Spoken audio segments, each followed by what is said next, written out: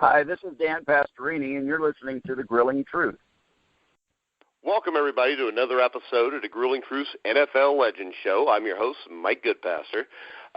We're brought to you by Gridiron Mo, as we said, new interactive football app where you get to call what the offense or defense does during a live NFL game and see what everybody else is called. So make sure you check that out at www.gridironmo.com.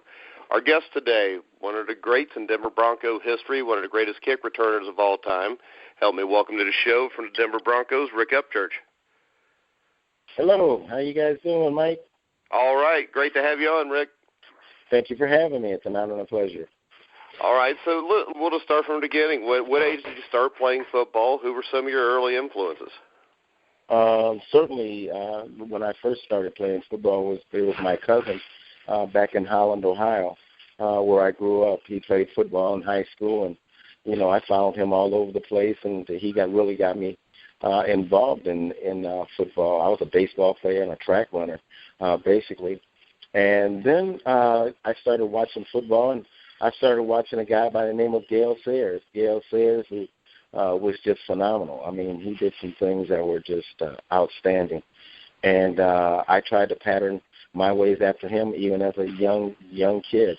And then as I grew older, just watching Billy White Shoes Johnson and some of the Travis Williams who played for Green Bay, and some of those guys, and Jim Brown and those guys. I just had a lot of guys that I watched, but Gale Sayers was the number one guy.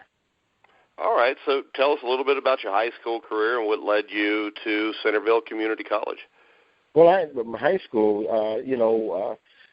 had a great career there, had an opportunity to win a conference championship there, the school's first. I was co-player of the year, and I was all-state there back in Ohio, and all-conference and all of those type of things. I was a track runner, was all-state in track and those type of things. And then I ended up going to Indian Hills Community College. My high school coach, thought it would be best for me to go junior college, and so I went to junior college at Indian Hills, where I was a two-time All-American there. I was rated one of the top three running backs in the country. I was a running back. I wasn't a wide receiver, and I returned kicks as well. So they would put me in all kinds of places in junior college. And then, went to the University of Minnesota, where I was a two-time All-Big Ten running back and kick returner as well. There at University of Minnesota, and was drafted in the fourth round by the Denver Broncos, and that's where I spent my 9 years in Denver. All right, so everybody sees what the NFL draft's like today. What was your draft day like in 1975? Well, once again, it wasn't all the fanfare that they have today. I was with my guys there at the dorms. We were sitting around, myself, Steve Niels, some of the other guys were waiting around to get a phone call, from our prospective teams that might be interested in us. And when I got my phone call, they said, "You're going to the Mile High City." And I had no idea what the Mile High City was or anything. And so they said the Denver Broncos, and I was like, the Denver Broncos? I'm thinking Pittsburgh, Kansas City, someone like that, Minnesota Vikings, where I played my college ball up there, and they knew who I was. But the Denver Broncos picked me, and that's where I ended up for my 9-year career. All right, now you go to training camp with the Denver Broncos. I mean, what was the adjustment like going from a running back in college to a wide receiver kick returner in the NFL? It wasn't a whole lot, because all I had to do was understand and learn how to, read zones, and whether I was in man or zone, or, naturally the audibles and those type of things. It was no different. It's just that I had to learn how to run patterns, and I couldn't run them full speed like I wanted to in that ordeal. I had to moderate my speed and learn how to come in and out of breaks and those type of things. And I did catch passes, at the University of Minnesota, out of the backfield. So I know how to catch the ball, that's for sure. But running patterns, I had to learn. I had great teachers like Haven Moses and Billy Van Heusen and guys like that really helped me understand how to run patterns. Yeah, and I mean, I think John Ralston was the coach when you got there, which he put a lot of the pieces in puzzle that led to that magical 1977 season. What was your relationship like with Coach Ralston? I had a good relationship with Coach Ralston. I never had a problem with him. He was always courteous and kind with me, and we all both had respect for each other. But, once again, the guys felt like, in 1976 when we went 9-5, we could have done a whole lot better. And there was a situation where the guys were unhappy, and that's why, the team rebelled against John and wanted to get a new coach in. So, but John Rosslin, he knew his talent. He knew how to, put together talent and all of those type of things, yeah. Mm-hmm. Yeah, then you go to 1977, you get Red Miller. I mean, what was the thing that Red Miller did that kind of put you guys over the top with that 77 season? Well, Red Miller came in. He was the glue. He was the guy that came in and said, here's discipline. This is how we're going to win. And if we don't put together the discipline and the family atmosphere that we needed to have and do things together and hang together and watch out for each other and those type of things, then we would never get over that hump like we wanted to. Like I said, we knew we had the talent, but you had to have that little extra bit of spice. And Red Miller was that little extra piece of spice that we needed that guided us to our first Super Bowl. Yeah, and you talked about that 77 team and how close that team was, and that's the thing I take away. We've interviewed a lot of great players that played on great teams, and the common denominator there seems to be how much the guys actually cared about each other and how much time they spent together. Well, absolutely. I mean, you have to get to know one another on and off the field, and that's one thing that we did. We spent a lot of time with each other off the field as well as on the field, and so when you build that type of camaraderie, the families, the wives know each other, the children know each other, you build something that's pretty doggone special, and that's just even in our own common life. Yeah, and the 1977 season, I mean, the big point to me is what was the time during that season where you knew this team was different than the other teams? Well, certainly when you go 6-0, your first 6 games, you knew that your team was pretty doggone good. And we beat some pretty good teams, in the process. We ended up beating, the Oakland Raiders, who were the defending world champions there at Oakland. We beat some pretty good Kansas City teams, and we beat St. Louis that year that was contenders for the NFC title as well. So after we won 6 games, we knew we had something going pretty well. Yeah, and it had to be special because that team had been around for a while, 15, 16 years, and never even been to the playoffs. I mean, what was the atmosphere around the city for the players? It was absolutely crazy, and, the fans were excited the year before when we went 9-5. But then when you go 6-0, like I said, the fans were pretty excited and said, we got some good stuff going here. But we also knew that we had a foe in the Oakland Raiders, like I said, who were the defending world champions. We had the Kansas City Chiefs. They're a big-time foe of ours as well, rivalry. Once again, the San Diego Chargers, that's back when you had Air Coryell. That was awful good. So that AFC West, you had to get through the AFC West as well as all the other things outside of the AFC West in order to come up with a winner, man. I'm telling you. Yeah, and then you get your first playoff game. You guys are hosting the Pittsburgh Steelers, who've been there a few times. I mean, was there any doubt going into that game in any of the players' minds? No, well, we always played like this was our last game. We never went in with any cockiness. We never went in with, we're all that. We just knew that each and every game was a different game, and we had to play that game for that day.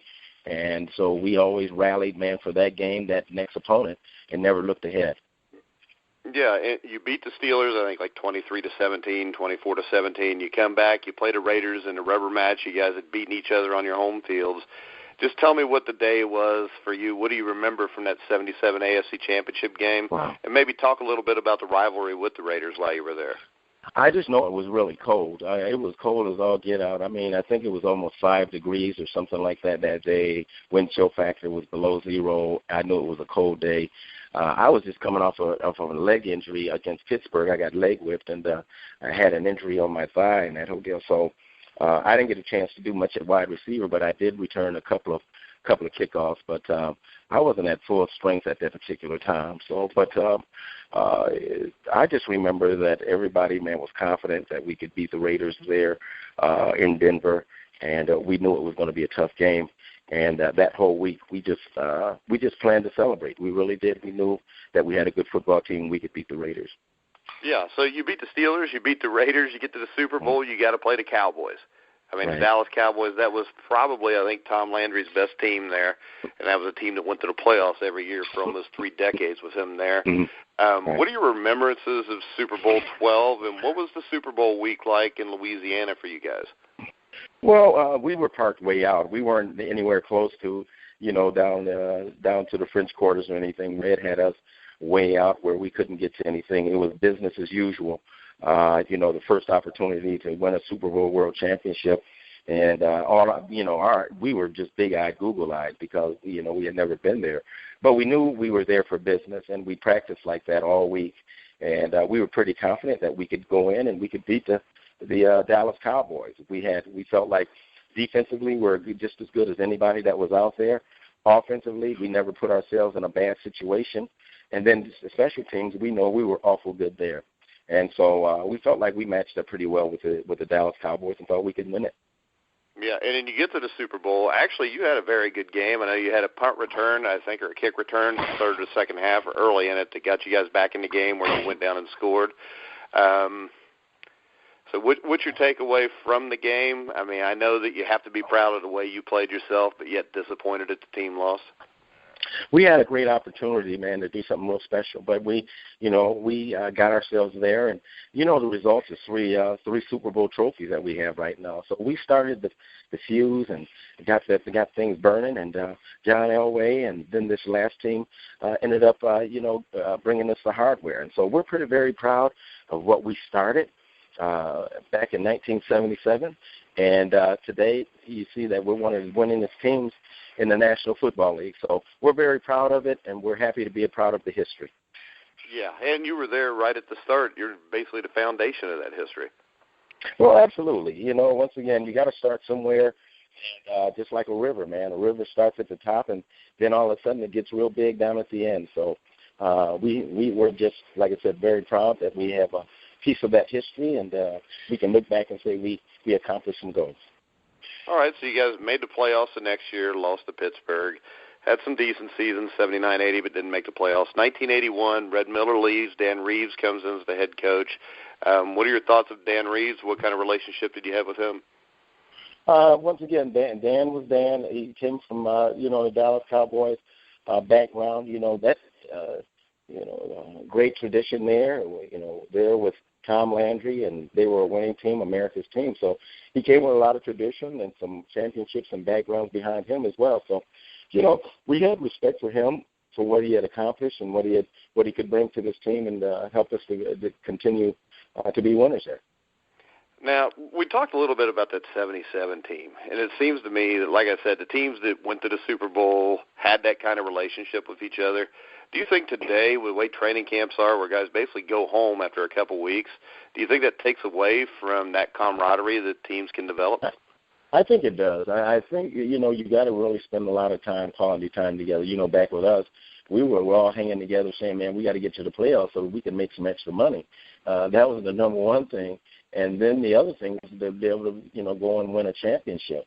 And so we knew that we all had to hang together, work together, do all the things together to accomplish the goals in order to get anything accomplished. And, these kids today, it's pretty easy. I mean, we hit every day with pads on.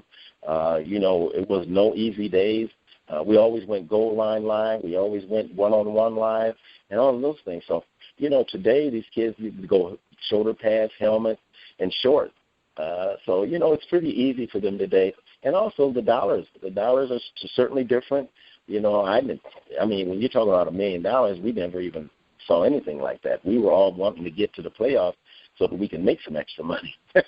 Yeah, heck, and even back then, during the 70s, the playoff money is a big deal because most of you guys had jobs in the off season, didn't you? That's right, man. You had to do something, man, in order to fill the bank. Got to keep the wife happy, huh? Yeah, happy wife, happy life. That's it. So I know after you retired, you became, I think, a high school football coach. Am I correct there? No, I went to college. I coached over at Tabor College, over in Hillsborough, Kansas. Tabor. So what drove you to want to be a coach? I've always worked with young people. I've always coached. I know the game backwards and forwards. I know what I'm doing. I know what I'm telling you. I know how to get myself prepared. I know how to prepare you. So why hold on to a treasure, man, when you're able to spread it out and give it to some other folks that might want to do what you did? Yeah. All right, and finally, your biggest battle was not on the football field. Do you want to tell us a little bit about when you found out that you had leukemia? I think it was in 2011, and what your thoughts were when you first found out?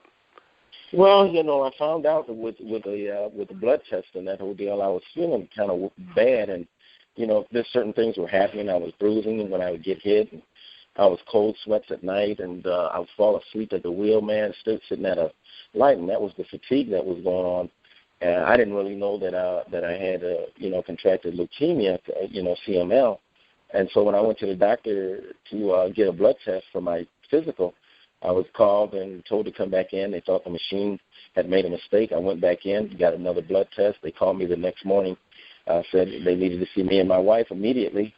And they had their suspicions. They sent me to a cancer doctor, did a bone marrow biopsy, and it came back that I had CML, chronic myelogenous leukemia.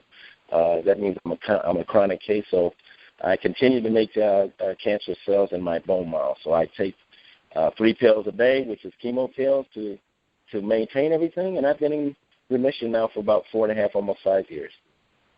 Yeah, and I know that you've had a lot of help and success using CBD oil. You want to tell us a little bit about that and what that does? Yeah, I do. Once again, my doctor, when I first got here to Denver, they wanted me to get my